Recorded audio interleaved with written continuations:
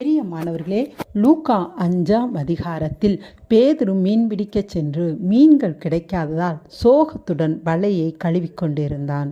அந்நேரத்தில் கடற்கரையில் கூடின ஜனங்களுக்கு போதகம் பண்ண இயேசு அவன் படகை கேட்டு அதை பயன்படுத்தினார். பின்பு இயேசு பேதுருவை பார்த்து ஆழத்திலே போய் மீன்பிடிக்கச் சொல்கிறார்.